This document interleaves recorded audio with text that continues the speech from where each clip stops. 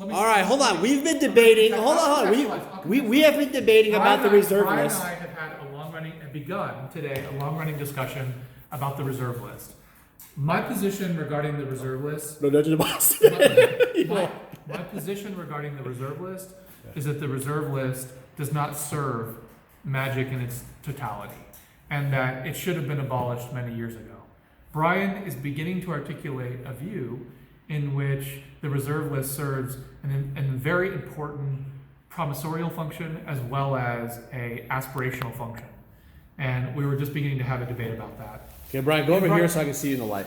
Brian's... Okay, Brian. Okay, so Brian, no. Let Brian talk, his viewpoint, summarize your viewpoint before we start. No one has actually summarized anything yet. Stephen was just giving a general synopsis on thesis statements as if we were doing a formal debate about the subject.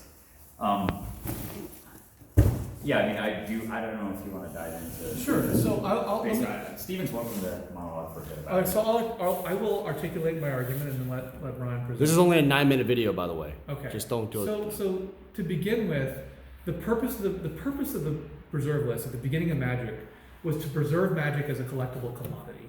There was a fear at the time that the Chronicles was created and certain reprint sets like Chronicles emerged that high-end cards would be incredibly devalued with reprints, as indeed happened with Legends DVD Chronicles. Like Killer Bees, cards like that saw immense declines in value.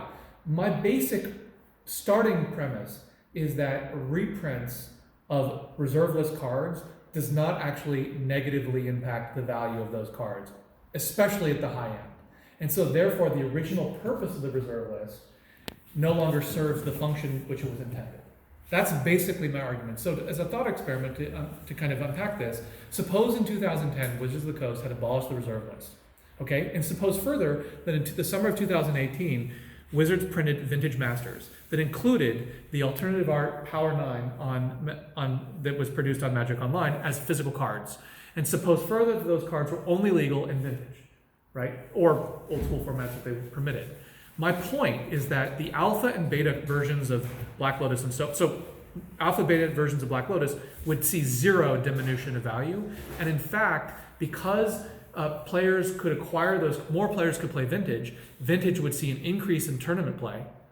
And then therefore, a number of players would be a greater demand for the old school cards for the players who want the alpha and beta versions of them.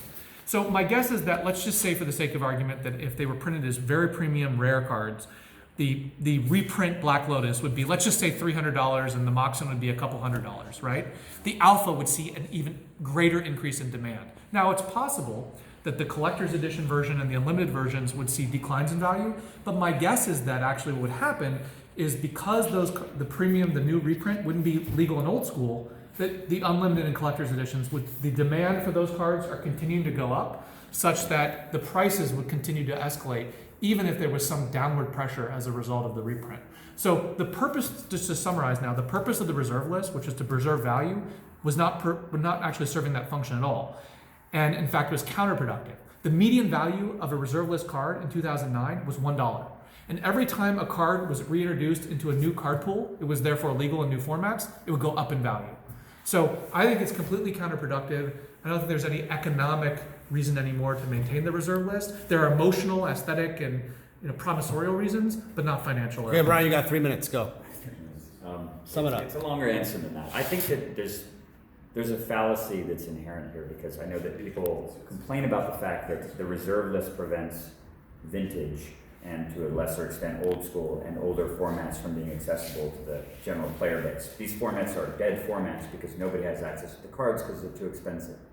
At the same time, you're saying that reprinting these cards as alternate artwork in a modern set would somehow bolster a huge interest in a dead format. And that would lower the prices and make the format accessible to a lot of people. But you can't actually have it both ways, I think. I think you can't make the argument that the formats are dead, but we need to go and violate this gigantic promise that we've made to the players that has served as a foundational centerpiece for the investment in Magic cards and the collecting of Magic cards for 25 years. That is basically, it's, the expression, the cutting off your nose to spite your face.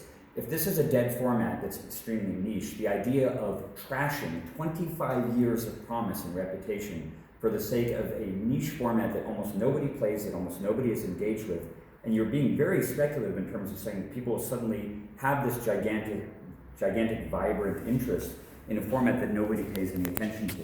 To me, that is not only incredibly dangerous and very speculative, because honestly, most people don't play vintage, I think, not because the cards aren't accessible, because honestly, I think vintage is kind of a bad format. I think that if you look at the way that the games are, and I'm sure you disagree as a huge, big fan of vintage, I'm not a fan of contemporary vintage, as I call it. I don't think that the games are particularly interesting at all. Certainly, I think old school games are a lot more interesting in terms of the interplay and how much decision making is involved and how interesting the games are, and I don't think that normal vintage is like that. And I think a lot of people are probably not interested in playing a format that is incredibly combo oriented or sort of incredibly oppressive, where you basically prevent the other guy from ever doing anything. You play one threat and you force will 8 million times and just protect it. That's how streamlined modern vintage is to me. Destroying 25 years of goodwill and promise in order to promote that format doesn't make any sense, and this is from an economic standpoint. But I think that this is, you're discounting also something which you just sort of glossed over at the very end of your conversation, and this is something we discussed in the hallway. But I think that the emotional component of what the reserve list represents, particularly what those cards that occupy this very, very rarefied space in all of the entire Magic universe occupy, if you go and reprint those, that opportunity, that mystique is gone forever, and there's no way to get it back. And nobody has any idea what the cost of that actually is, what the cost of it is emotionally, what the cost is financially, the blowback to the company. There's no way to even know. The only precedent that we have is that little time in 1994 when Chronicles was printed, and everybody saw their Elder Dragons and Carrion Ants and Killer Bees and City of Brass, and these cards that were actually occupied that super, super top tier space in Magic, reprinted and were reduced in value from being aspirational things that cost $15, $20, $30, which at the time was egregious cost for a Magic card, down to pennies.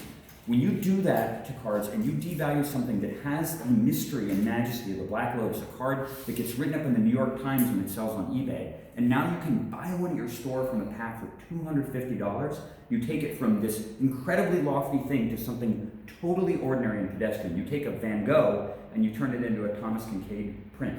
That's what you're doing. So that's what you're doing. All right, 1 minute. Yeah, 1 minute rebuttal. One. You're right. So huge, and you cannot overstate what here's how I begin. To emotionally. All right, what? Okay, guys, we'll do a follow up, but just 1 minute right here. Yeah, here's how I begin. Daniel, very quickly, how much is a Beat Unlimited Lotus? It's like $5-6 grand. How much is a mid-grade Beta Lotus? It's like 15 grand. And how much is a Mint Alpha Lotus? A mint? Mint. Fucking like 100 grand. 75K. Mint Alpha Lotus. 75 to 100K. How much is a BGS 10 Alpha Lotus? Probably millions. Like over $1 million. So this is my point. My point is just proven right here, which is that there is an enormous spectrum in terms of value to one thing. Yeah. So Black Lotus in and of itself does not actually have all the mystique. It's the Alpha Black Lotus, the Beta Black Lotus. Hold on, I let you speak. Let me get the full response. If they reprinted the Alpha Lotus, the Chris Hahn Lotus as a card, Chris Ron Lotus, it would have absolutely zero negative impact on the mystique, allure, aesthetics. Totally do not agree. Aesthetics. I don't agree. Power of Alpha Black Lotus. I don't agree because suddenly everybody's seen a Black Lotus. Everybody's seen a know monster. what? Most people don't give a shit about the artwork. They care about the card. It's the fact that do you own a Black Lotus? Oh my God, you own a Black Lotus? All right, hold on. This is another video. That's worthy of it. Hold on. We'll just that forever. Okay. I just had Daniel do though, right? Okay. That gap from 5,000 to millions. That actually proves everything that I'm saying. It totally proves the point that the reserve list no longer serves the purpose for which it was functioned, and its existence does not. Because that's a good thing. Having $1 million cards is a good thing. That makes Magic unique in the entire gaming world. There's nothing else like But abolishing the reserve list doesn't change that. It does. Because you don't know that. Does abolishing the reserve what are the chances that abolishing the reserve list would end $1 million cards? Zero. There's zero chance that if Wizards of the Coast abolished the reserve list today, I would not say zero chance. Zero chance that there's not a single card. That's super speculative. Daniel, if the reserve list was abolished and Chris Ron Lotus was printed, how much would Mint Alpha Black Lotus be worth? We're running out of time on this video. We'll answer the question in the next video. Thank you for watching. It's a 10-minute HD video. Bye.